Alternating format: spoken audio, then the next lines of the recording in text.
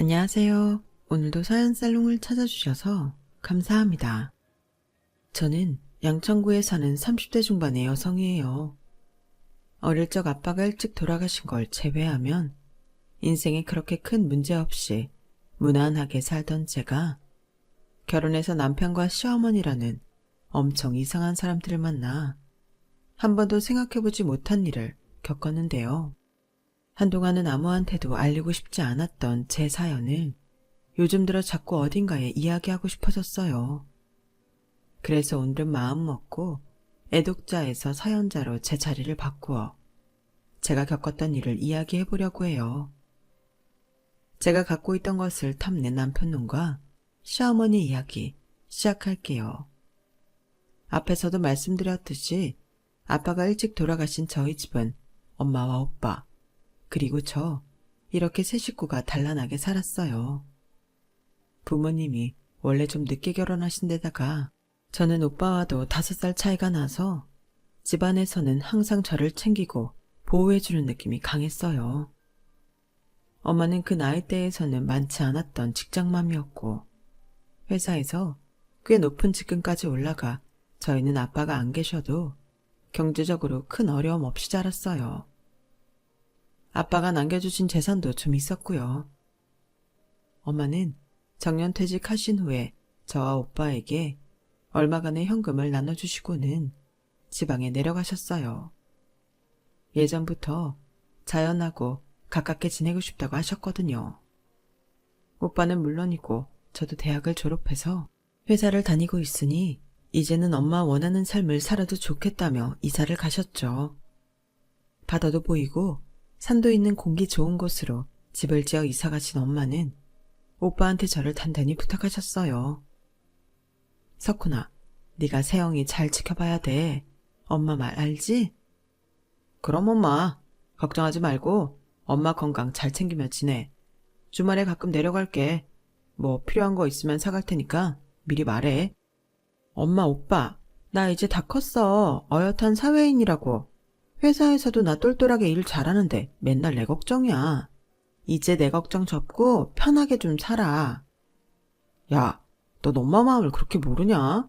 그냥 오빠랑 잘 지낼게요 하면 되지. 이러면 엄마가 마음 편히 내려가시겠냐고. 아유, 그래. 세영이 네 말이 맞다. 우리 세영이 이제 어른인데 엄마가 자꾸 까먹는다. 알았어. 엄마가 미안해. 그렇게 엄마는 지방으로 내려가셨고 저는 오빠와 따로 떨어져 자취를 하며 혼자만의 생활을 만끽했어요. 어린 마음에 저 혼자 지내고 싶었던 욕구가 컸었나 봐요. 몇 년 지나고 나니 혼자 지내는 것도 그닥 재미없었고 그 즈음에 오빠가 결혼을 하게 되자 저도 짝이 있으면 좋겠다는 생각이 들더라고요. 혼자 있는 게 점점 쓸쓸하고 외로워졌죠. 그런데 그게 우울증의 시작이었나 보더라고요. 저는 점점 회사에서 일을 집중하지 못했고 실수도 잦아졌어요. 아침에는 일어나고 싶어도 몸이 천근만근이라 일어나지 못했고요. 저는 제가 우울증일 거라고 생각도 해본 적 없기 때문에 몸살이 걸린 줄 알고 맨날 감기약만 먹다가 오빠의 권유로 정신과에 가서 우울증인 걸 알았어요. 환자 본인이 생각하는 것보다 좀 중증이니 당분간은 몸과 마음을 편하게 하는 게 좋겠습니다. 몸과 마음은 서로 영향을 받기 때문에 스트레스 받는 환경에 있는 건 도움이 안 돼요. 형편이 되면 회사를 잠시 쉬는 것도 방법이 될 수 있고요. 저는 제가 우울증이라는 사실에 적지 않게 충격을 받았어요. 그러고 보니 혼자 살면서 스스로 잘해야 한다는 압박감에 회사 일도 뭐든 완벽하게 해내려고 하다 보니 스트레스가 심해진 걸 깨닫지 못하고 있었더라고요. 그래도 회사를 쉬고 싶지는 않았지만 오히려 제가 회사 일을 느리게 만들고 도움이 되지 않는다는 걸 알고서는 속상한 마음이 들어 휴직계를 냈죠. 그리고 엄마 옆에서 두어 달 쉬다가 훌쩍 여행을 떠났어요. 한 달 정도 해외에 있는 집을 빌려서 그곳에서 이방인으로 여유롭게 지내다 보니 조금씩 마음도 풀렸고 뭔가 새로운 걸 해보고 싶다는 마음도 생겼어요. 하지만 아주 다른 일을 하기에는 겁도 났고 제가 하는 일이 전문적인 분야에서 외주로 하기에 충분했기에 저는 일단 프리랜서로 일을 해보기로 했어요. 엄마와 오빠는 처음에는 그게 더 스트레스 받지 않겠냐며 걱정을 하셨지만 의외로 제가 편하게 일이 들어오는 대로 하고 욕심 안 부리고 하는 걸 보더니 안심을 하셨죠. 사실 제가 그렇게 할 수 있었던 것도 엄마가 넉넉하셨기 때문이었어요. 돈 걱정 안 하고 제가 먹고 쓸 것만 챙겨도 충분했거든요. 저는 그렇게 여유롭게 일이 하나둘씩 들어오는 것만 하는 생활을 몇 년간 계속했고 그렇게 하다 보니 어느새 업계에서 제 인맥이 넓어져서 일거리도 많아지고 일도 점점 규모가 생겼어요. 저는 얼마 안 있어 사무실을 내고 직원도 한두 명 뽑아서 정식으로 회사를 만들어야겠다고 생각했어요. 그러는 편이 세금 계산하는 것도 훨씬 낫겠더라고요. 그럴 만큼 제 일이 많아졌고 저는 어느새 건강을 다 회복하고 활기찬 생활을 하게 됐거든요. 그러자 이번에는 오빠 가족이 주재원으로 해외에 나가게 됐고 서울에는 또 저 혼자 남게 됐어요. 물론 엄마가 지방에 계시긴 했지만 어째 또 쓸쓸함이 몰려오더라고요. 오빠랑 세연이가 저에게 신경 많이 써주고 외로움을 느끼지 않게 많은 배려를 해줬다는 걸 그제서야 절실하게 깨달았어요. 엄마한테 주말마다 내려가서 지내고 왔지만 서울에 오면 또 우울증이 도지는 건 아닌가 걱정이 되더라고요. 오빠는 제가 결혼해서 가정을 갖게 되면 좋겠다고 비행기 타기 전까지 잔소리를 했고 엄마도 내려와서 같이 살던지 결혼을 했으면 좋겠다고 혼자 있는 저를 많이 걱정했어요. 저 역시 혼자 있는 건 좋지 않은 것 같아 결혼을 생각하게 됐죠. 그럴 때 만나게 된 게 남편이었어요. 제가 일하는 거래처에서 각 외주를 맡은 사람들이 같이 회의할 때 알게 됐어요. 그 사람 회사는 거래처의 하청업체였고 당시 제가 맡은 일이 그 하청업체에서 나오는 제품과 관련된 거라서 자주 만나서 이야기를 하게 됐거든요. 그 사람은 첫 만남부터 저한테 많은 호감을 보였고 프로젝트가 끝나고 저에게 저녁을 사겠다며 연락을 했어요. 일할 때 저녁 먹자거나 영화 보자고 하면 아무래도 일에 방해될 것 같고 제 진심도 희석될 것 같아서 다 끝날 때까지 기다렸어요. 그러니 저 만나주세요, 세영씨. 연애 경험이 별로 없던 저는 사실 남자 사귀는 데는 숙맥이나 다름없었어요. 그런데 저런 말을 들으니 어째 괜찮은 사람 같아 보였는데요. 나중에 보니 저게 다 술수였더라고요. 잘 보이려고 계산한 거죠. 아무튼 저희는 몇 번 만남을 가진 후 정식으로 사귀게 됐고 그렇게 6개월쯤 됐을 때에 남편은 자기 연봉보다 내가 버는 돈이 더 많을 거라는 말을 하더군요. 내가 이런 말을 하는 건 세영이 너랑 결혼하고 싶은데 혹시 내 연봉이 걸림돌이 될까봐 그래. 나도 더 돈 많이 벌어서 결혼했으면 싶고. 세영이 넌 나랑 결혼하고 싶은 마음 있어? 솔직히 나는 그게 더 궁금해. 아, 결혼. 그래, 생각은 하고 있지. 언젠가는 해야 된다고 그런 마음 갖고 있어. 그 상대가 명우 씨면 나쁘지 않을 것 같기도 하고. 솔직히 남편 사귀는 동안 결혼을 꼭 하고 싶다는 생각은 희미해졌지만 남편이 결혼 얘기를 꺼내니 제가 오빠랑 엄마 걱정 끼치지 않기 위해서라도 결혼을 해야겠다고 마음먹었던 일이 떠올랐어요. 당시에는 정말 남편하고 결혼해도 좋을 것 같다고 생각했고요. 그러자 남편은 눈이 번쩍 뜨이며 그때부터 본격적으로 결혼 이야기를 하기 시작했어요. 그럼 내가 지금까지 모아놓은 돈하고 너한테 있는 거 그렇게 해서 결혼해도 괜찮겠어? 우리 둘 다 결혼 생각 있으니 미뤄봤자 시간만 축내는 거잖아. 기왕 할 거면 빨리 하자. 그래 그럼 서로 형편에 맞게 잘 타협해서 하자. 무리하지 않는 선에서 차근차근 준비하자. 저는 엄마한테 받은 돈이나 엄마의 재산, 그리고 제가 모아놓은 돈에 대해서는 거의 말을 하지 않았어요. 엄마한테서 받은 돈과 제가 따로 모은 건 사무실을 내는 데에 쓸 거라서 말해봤자 별 의미가 없었거든요. 그리고 엄마 재산은 어쨌든 제 돈이 아니니 말 꺼내지 않는 게 좋겠다 싶었고요. 엄마가 돌아가신 후 어떻게 하실지 모르잖아요.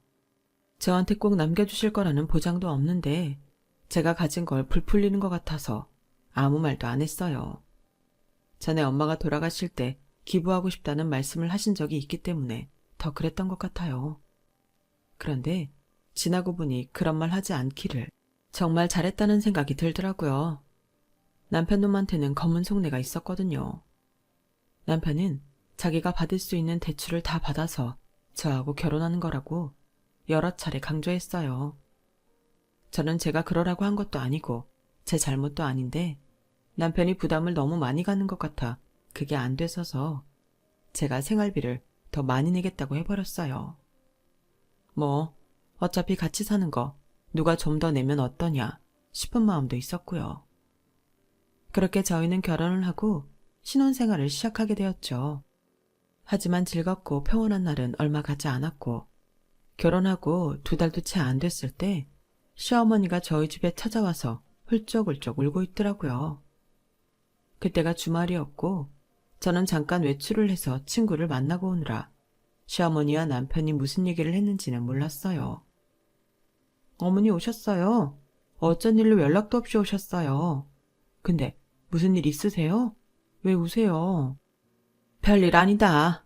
내가 너네 먹으라고 과일 좀 사왔어. 이따 출출하면 먹어라. 나는 명우랑 저녁 먹었어. 너도 저녁 먹고 온 거지? 그럼 나 갈 테니 쉬어. 그렇게 시어머니가 가고 난 다음 남편은 아무 말 없이 심각한 표정만 짓고 있었어요. 제가 대체 무슨 일이냐고 물어보자 남편은 그제야 말을 했어요. 그게 엄마가 주식 투자를 하셨나 본데 잘 안 됐나 봐. 처음에야 잘 돼서 집 담보로 해서 대출받아 했는데 엄마가 돈을 많이 넣어둔 데가 완전 바닥을 쳤대. 그것 때문에 돈을 여기저기서 많이 빌렸나 봐. 엄마는 지금 돈도 없는데 잘못하면 집도 날릴까 봐 걱정이 많으시네. 우리 집이 여윳돈이 없잖아. 근데 엄마 지인분들이 하나둘 돈 갚아달라고 그러고 있대. 조금만 더 기다려달라고 해도 안 된다고 하나 봐. 그래서 내 월급에서 조금씩이라도 갚아 나가야 될 것 같아. 저기 내가 생활비 당분간 안 내면 네가 너무 부담되지? 어차피 지금도 명우 씨는 3분의 1밖에 안 내잖아. 근데 명우 씨, 그 돈까지 갚으면 용돈은 있어? 대출금 내는 것도 힘들잖아. 내가 그래서 좀 생각해봤는데 지금도 내가 힘들잖아. 너 사무실 내려고 모아둔 돈 있다고 하지 않았어? 그것 좀 먼저 쓰면 안 될까? 엄마 돈부터 어떻게 해야지. 저렇게 지내시다가 친구들도 다 끊어지게 생겼어. 너도 시어머니가 돈 때문에 절절 매면 마음이 안 좋지 않아? 그러니까 네가 좀 갚아주라. 아, 근데 나도 돈이 많지 않아. 이미 사무실 계약하고 직원들 들어와서 남은 돈이 없지. 그리고 이제부터 일이 들어와 봐야 하는 거라 나도 내 순이익 장담 못해. 어머니 안 되시긴 했는데 나도 크게 도움드릴 수가 없네. 그리고 나한테 갑자기 갚아달라고 하니까 좀 당황스럽다. 나도 그냥 해본 말이야. 혹시나 너는 나보다 돈 좀 더 갖고 있지 않을까 해서. 알았어. 어쩔 수 없지. 라는 남편의 낯빛은 썩 좋지 않았어요. 하지만 저도 내심 뭔가 찜찜했어요. 자기 돈으로 갚을 거라 생활비를 못 내겠다더니 저보고 갚아달라고 하니 뭔가 말이 앞뒤가 안 맞았죠. 순간적으로 저는 냉철하게 생각해버리고는 제가 갚을 수 없다고 말을 했던 거고요. 그 후 남편은 저한테 은근히 짜증을 내기 시작했어요. 별거 아닌 일에도 투덜대고 원래 아침은 각자 챙겨 먹기로 했는데 갑자기 아침 하나 자기가 먹고 싶은 거 못 얻어먹는다며 왜 이런 결혼을 했는지 모르겠다고 하더군요. 제가 어쩌다 같이 바람이라도 쐬러 가자고 하면 그럴 돈이 있으면 너나 가라며 흘겨보기 일쑤였고요. 그러더니 한 번은 이런 말을 하더라고요. 수익도 제대로 못 낼 거 뭐하러 사무실 차리고 직원 뽑고 요란을 떨어. 나나 지나 버는 거 비슷할 거면 그냥 전처럼 혼자 할 것이지 왜 거기다 돈을 퍼붓느냐고. 그러면서 저를 무슨 천하의 원수 보듯 쏘아보는데 가슴이 철렁 내려앉으며 처음으로 남편이 낯설게 느껴졌어요. 그렇게 남편과 거리감을 느끼며 지내던 어느 날이었어요. TV에서 막장 드라마를 하고 있었는데 돈 때문에 사람을 죽일 것 같은 장면이 연출되고 있었죠. 그런데 그걸 본 남편이 이러는 거였어요. 하긴 돈이 웬 수지. 애시당초 네 돈 내 돈 하지 말고 그냥 서로 편하게 쓰면 저렇게 죽기 직전까지 가겠냐고. 이래서 사람은 마음을 잘 쓰고 살아야 돼. 안 그러면 가까이 있어도 멀어진다니까. 같은 집에서 살면 뭐해? 분명 저 들으라고 하는 말인데 대체 어디까지 반응해줘야 될지 감이 안 와서 가만히 있었어요. 제가 시어머니 돈 안 갚아준다고 저러는 건데 제가 분명 사무실을 내는 데에 썼다고 했는데도 저러니 답답했어요. 그래도 언젠가는 마음이 풀리겠지 하며 지나갔는데요. 그건 저의 착각에 불과했어요. 얼마 후 제가 퇴근을 하고 집에 갔더니 시어머니가 남편하고 심각한 얼굴로 앉아있더라고요. 시어머니는 저를 보자마자 이렇게 말했어요. 새애기 너 명호한테 얘기 들어서 알고 있다며? 내가 지금 주식 투자한 거 죄다 내려가서 힘들다는 거. 네, 저번에 어머니 오셨을 때 들었어요. 어떻게 좀 해결은 되셨어요? 그러자 남편은 기가 차다는 듯 저를 째려보더라고요. 시어머니는 또 눈물을 글썽이며 이렇게 말을 했어요. 너는 어쩜 그렇게 남일처럼 말을 하니? 그래, 이래서 며느리는 한 달이 건너인 거지. 시어미는 남이지 남이야. 저는 그냥 어떻게 일이 되어가고 있나 여쭤본 거예요. 그러자 남편이 답답하다는 듯 말했어요. 무슨 진척이 있으면 엄마가 이렇게 다 죽어가시겠어. 너는 그렇게 눈치가 없어서 일은 어떻게 해? 내가 전에 말했잖아. 돈 갚아야 된다고. 지금 엄마 지인들이 다 엄마가 돈 떼먹은 줄 알고 난리치고 있단 말이야. 그리고 그때 엄마만 한 게 아니라 나도 좀 투자를 했는데 아니 분명히 되는 주식이랬는데 이게 이렇게 망할 줄 정말 몰랐단 말이지. 저는 느닷없는 남편의 고백 같지 않은 고백에 어안이 벙벙했어요. 그게 무슨 소리야? 그러니까 명우 씨도 어머니랑 같이 주식 투자를 해서 손해를 봤다는 거야? 잠깐만. 그럼 전에 결혼한다고 대출 받은 게 다 결혼하는데 쓴 게 아니라는 거네? 그거야. 내가 돈 불려서 바로 대출금 갚고 생활비도 너보다 더 많이 통장에 팍팍 꽂으려고 했지. 근데 그게 일이 잘 안 돼서 나도 엄마 친구분한테 돈 좀 빌렸거든. 아니 근데 오늘 회사로 그 아줌마가 찾아왔지 뭐야. 참내 누가 도망가나. 뭐? 대체 얼마나 빌렸는데 그래? 그게 말이다. 나는 4억이고 명우는 1억 5천쯤 된다. 라는 시어머니 말에 저는 정말 기절하는 줄 알았어요. 아니 어떻게 이런 사고를 치고는 둘이 앉아서 한숨만 쉬고 있고 제가 돈 빌려주지 않는다고 남이라는 둥 눈치가 없다는 둥 제 원망을 하는 건지 이해가 되지 않았죠. 두 사람은 여전히 저한테 돈 좀 달라는 듯한 눈동자로 저를 쳐다보고 있었어요. 하지만 저는 당시 남편이 저한테 말도 안 하고 일을 벌인 게 괘씸했고 배신감도 들어서 아무 말도 안 하고 입 꾹 다물었어요. 그러자 시어머니는 속상하다며 자기 가슴을 막 치더라고요. 내가 이런 꼴 보자고 이 나이까지 산 게 아닌데 이게 뭐야. 엄마 이러지 마. 어떻게든 방법이 생길 거야. 생기긴 뭐가 생겨. 쟤는 저러고 구멍나무처럼 꿈쩍도 안 하고 있고 우리가 죽든 말든 상관도 안 하게 생겼잖아. 그러니까 어떻게든 설득을 해봐야지. 왜 안 좋은 생각만 해. 저를 앞에 두고 마치 둘만 있는 것처럼 이야기를 주고받는데 좀 과장해서 무슨 심파극 보는 기분이 들더군요. 이 정도 하면 제가 알아듣고 돈 갚아주겠다고 할 줄 알았나 본데 저는 오히려 화가 나서 아무 말도 하지 않고 버텼어요. 그러자 시어머니가 결국은 제 앞으로 다가오시더라고요. 너 어쩜 그렇게 가만히 있니? 우리가 나가서 죽으라는 거야? 이쯤 했으면 네가 갚아주겠다고 할 만도 하잖아. 네 사무실 말이야. 그거 소상공인 대출되지 않겠어? 그거라도 받아서 다만 얼마라도 갚아야지 우리가 살 거 아니야. 그건 안 되겠는데요.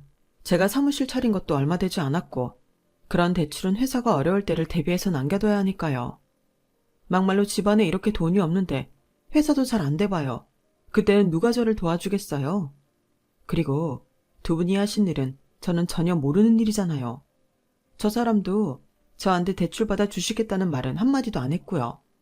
그런데 이제 와서 투자 실패했다고 저한테 돈 갚아달라고 하는 건 정말 아니죠. 그건 제가 갚아줄 의무가 없는 것 같아요. 아니, 넌 오빠 있잖아. 네 오빠 잘 나가는 사람이니 해외에 주재원으로도 나간 거 아니야? 네가 지금 회사에 돈이 없다는 것도 그래. 지금까지 그 일해온 사람이 돈이 없다니.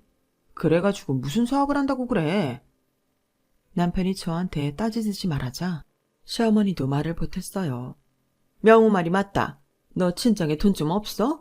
정 급하면 오빠한테라도 말해볼 수 있잖아.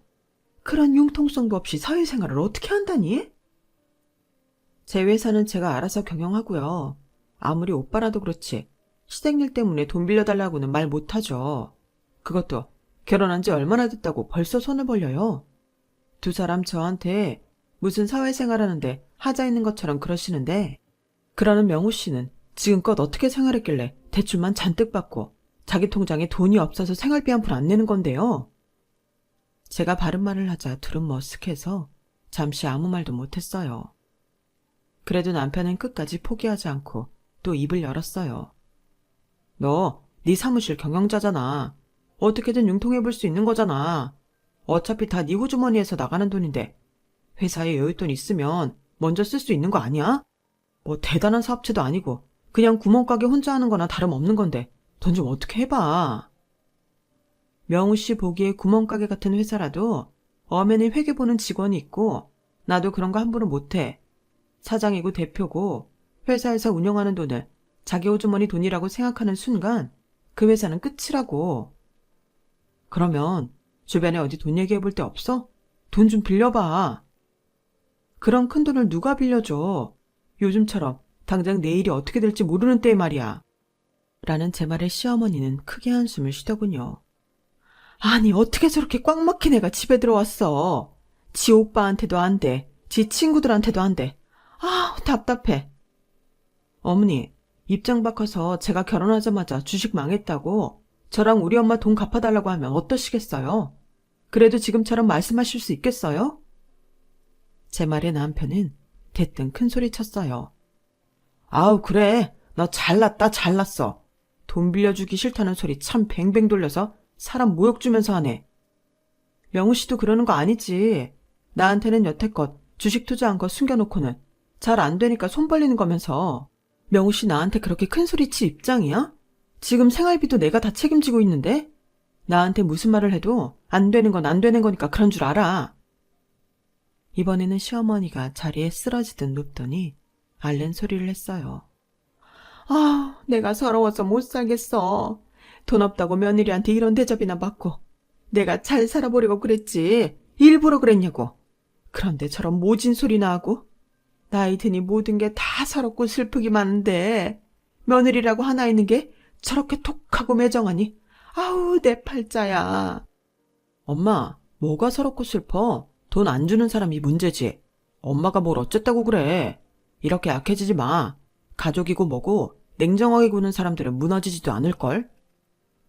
남편은 저를 아주 잡아먹을 때 쳐다봤고 저는 그 눈빛에 살짝 겁은 났지만 최대한 침착한 태도를 유지하면서 아무 대꾸하지 않고 그 자리를 떴어요.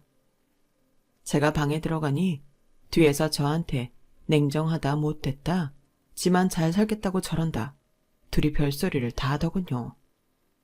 오히려 화를 낼 사람은 저 같은데 둘이 저한테 화를 내고 있으니 어이없고 답답하더라고요. 저는 남편과 시어머니가 정말 저를 가족이라고 생각하면 돈 때문에 이렇게 함부로 대해도 되는 건지 그게 더 의문이더라고요.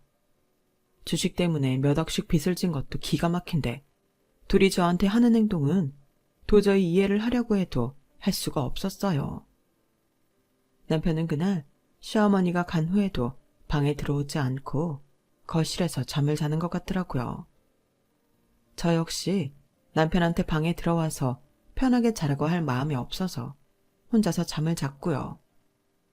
그리고 다음날 아침에 출근 준비로 바쁜 와중에 남편 핸드폰에 카톡이 울리길래 무심코 쳐다봤어요. 그랬더니 시어머니 문자가 보이는데요. 진짜 기막힌 문자였어요. 전현 생각보다 보통 지독한 게 아니다. 아니, 순하고 멍청하게 생겨가지고서는 어디서 그런 고집이 나온다니? 문자 내용을 본 저의 충격은 이만저만이 아니었어요. 출근을 하고도 일이 손에 잡히지 않았던 저는 자리에 앉아서 결혼 후부터 남편과 시어머니가 저한테 어떻게 했는지 곰곰이 되짚어봤어요. 아니, 시작은 결혼 전부터였던 것 같아요. 남편의 대출금, 우는 소리부터 시작해서 결혼하고 얼마 안 돼서 시어머니 주식 투자 얘기에 이제는 남편까지 돈 빌려서 빚이 있다는 말들. 남편하고 시어머니는 처음부터 제 돈이 목적이었던 것 아니었을까? 그런 험한 생각이 들었지만 설마 그럴 리가 하며 그런 생각을 지우려고 했어요. 그리고 그날부터 시어머니는 저한테 괜한 트집을 잡기 시작했어요. 네가 보내는 돈으로 요즘 생활하기 턱도 없이 부족하다. 물가가 쑥쑥 오르는데 그 돈 갖고 어떻게 살란 말이냐? 뭐 빚진 년은 아무거나 먹고 살라는 거야. 우리 집 앞으로 과일하고 소고기 주문해서 배송시켜라. 거실 에어컨 고장났으니 네가 사람 좀 불러라. 이거 하도 오래돼서 이제 서비스 되지도 않는다고. 네가 사람 불러서 고쳐주기 싫으면 새로 사주든지. 너 내 사정 잘 알잖니? 지금 내 주머니에 있는 돈도 더 알뜰살뜰하게 써야 되는데 곧 더워질 텐데 에어컨도 안 되고 정말 내가 너무너무 속이 쓰리고 비참해. 며느리라고 하나 있는 게 매정하게 굴기나 하고 돈은 못 해줘도 이런 건 좀 해줘야 되는 거 아니니? 네가 최소한 양심이 있는 며느리라면 말이야. 대체 저한테 왜 양심 운운하는 건지 이해가 되지 않더군요. 양심이 없는 건 오히려 시어머니와 남편 아닌가요? 이런 지경인데도 남편은 저와 눈이 마주치기만 하면 흘겨보기나 하고 혀만 차면서 사람을 불편하게 했어요. 솔직히 한 번쯤은 저한테 미안하다고 할 줄 알았는데 이 사람은 전혀 그럴 생각이 없어 보였어요. 결혼하고 얼마 되지 않아 이혼하는 게 맞는 건지 저는 무척이나 고민하고 또 고민했어요. 남들도 다 이렇게 힘들면서도 그냥 사는 건 아닐까 싶었고 무엇보다 엄마와 오빠가 제가 이혼한다고 하면 그 마음이 어떨지 상상이 가지 않았어요. 하지만 그런 고민을 오래 할 새도 없이 남편과 시어머니는 제가 이혼을 결심할 수 있게 아주 기름을 제대로 부었어요. 사무실에 일감이 몰려들어 굉장히 바쁜 시기가 됐는데 그날도 시어머니가 전화로 일방 통보를 했어요. 예, 곧 내 생일 있으니까 네가 괜찮은 한정식 예약 좀 해라. 내 친구 몇 명도 부를 거니까 그렇게 알고.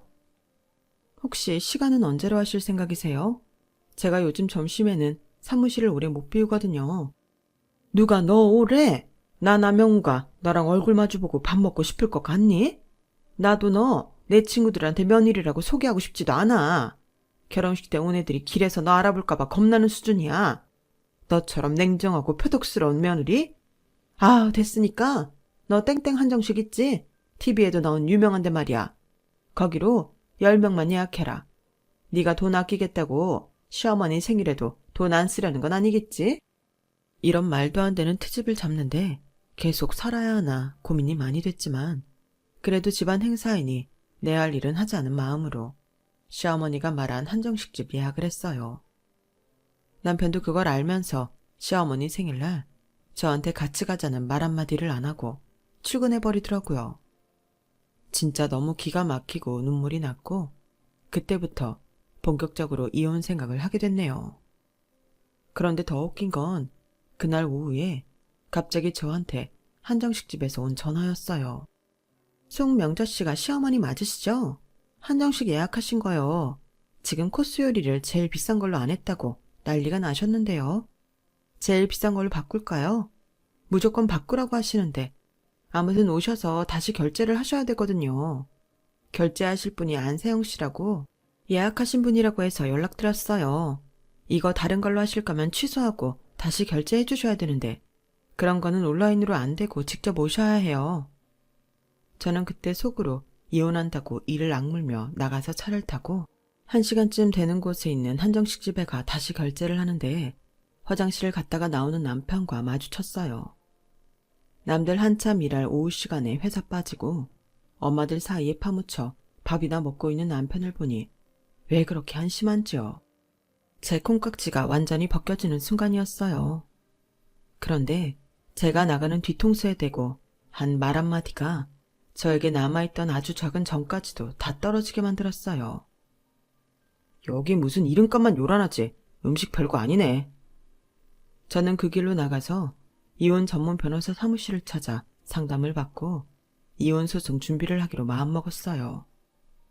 저는 그때까지 제 가정에 대한 책임을 오롯이 지고 있었고 시댁과 남편이 저를 돈 문제로 정신적으로 힘들게 했고 이제는 금전적 피해까지 입힌 상황이었기 때문에 무조건 제가 유리하다고 하더라고요. 그런데 며칠 후 남편이 제가 퇴근하기를 기다렸다가 방방 뛰고 난리를 피우더라고요. 야, 너 이 통장 뭐야? 이 돈 다 뭐냐고.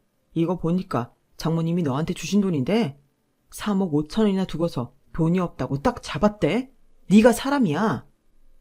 저는 잽싸게 남편 손에 있는 통장을 잡아챘어요. 네가 뭔데 내 통장을 들여다봐. 너 내 열쇠로 잠긴 서랍 열어봤냐?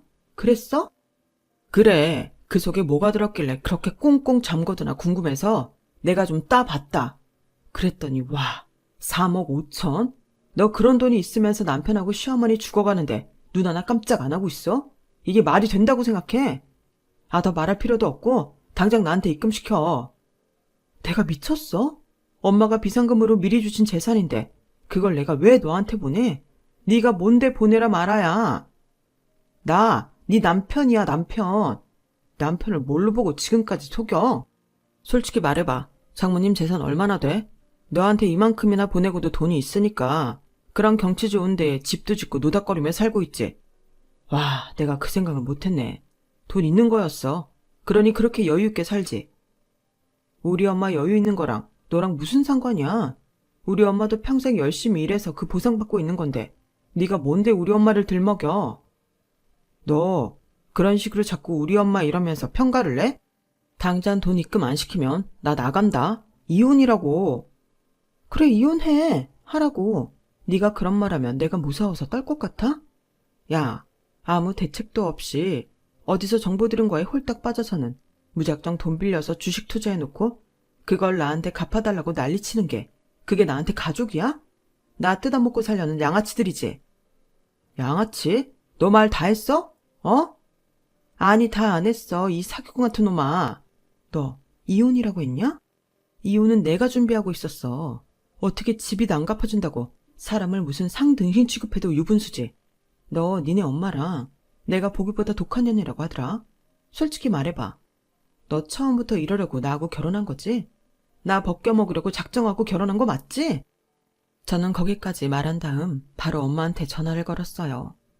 엄마, 난데 지금 당장 외삼촌하고 우리 집에 와줘. 엄마는 거기서 오려면 시간 걸리니까 외삼촌 보고 먼저 와달라고 해줘. 이 인간들이 나 결혼하자마자 자기들 주식 투자해서 빚졌다고 돈 내놓으라고 하더니 이제는 엄마가 준 통장 훔쳐보고는 엄마 돈 내놓으래. 안 그러면 자기 나간대. 이혼이래. 이혼은 내가 먼저 준비하고 있었거든. 외삼촌하고 같이 와줘. 야, 내가 네 외삼촌 온다고 하면 겁날 것 같아? 그리고 네가 이러려고 결혼했냐 그러는데 솔직히 결혼해서 서로 도움 안 될 거면 왜 하냐? 내가 왜 취향도 아닌 너랑 결혼을 굳이 했겠냐고. 너도 생각을 좀 해봐라.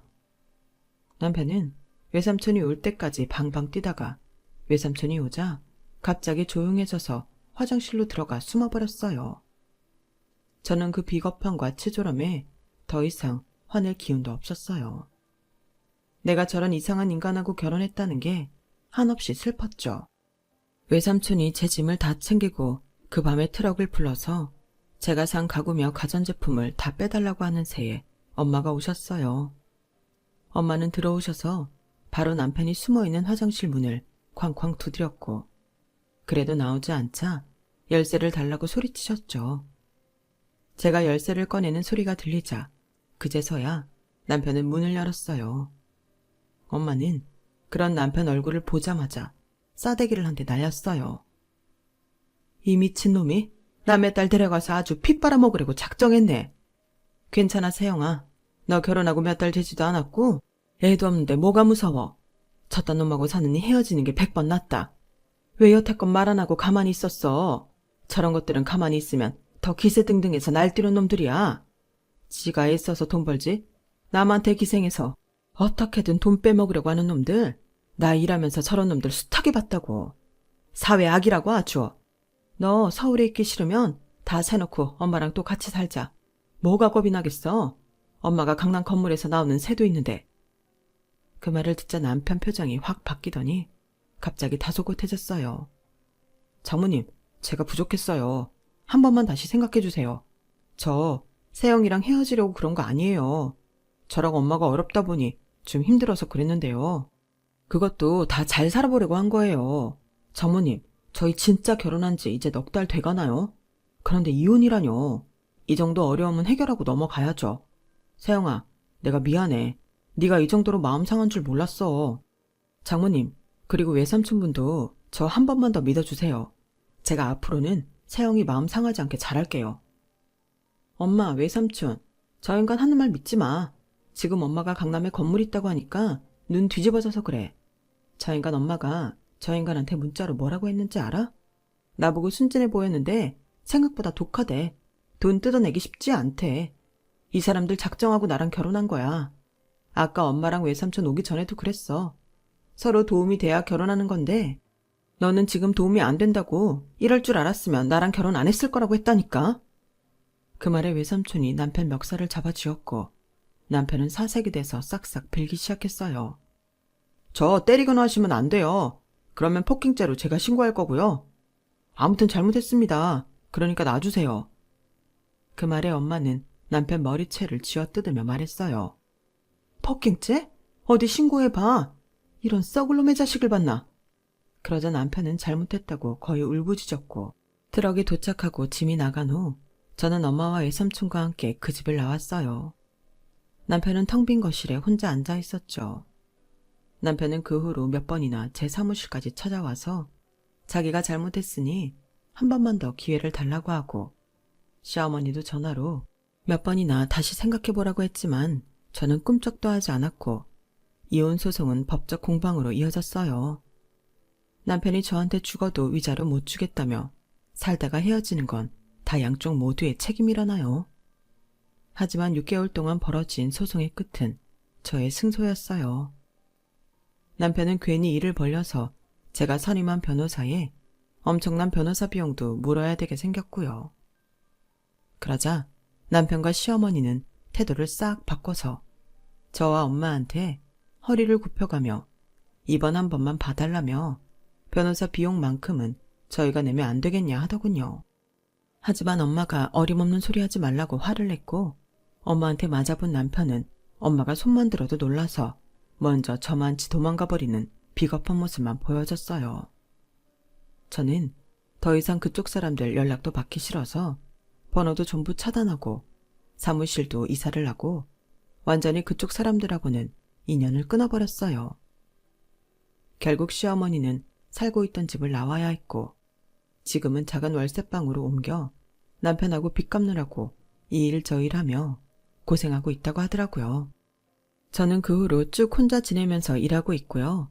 주말이면 엄마와 함께 여행도 다니고 맛집 탐방도 다니며 나름 즐겁게 살고 있어요. 지금은 제 인생에 다시 할 수 없는 경험을 비싼 값을 치르고 했다고 생각해요. 앞으로는 더 좋은 일만 있을 거라고 믿고요. 결혼도 정말 좋은 사람과 하게 될지 어떻게 알겠어요? 사람을 다시 믿기까지는 시간이 좀 걸릴 것 같기는 하지만요. 제 이야기는 여기까지예요. 그럼 들어주셔서 감사하고 항상 건강하세요. 여러분, 사연 댓글에 응원과 현명한 조언 부탁드려요. 좋아요와 구독은 저에게 큰 힘이 됩니다. 오늘도 좋은 일 가득하세요.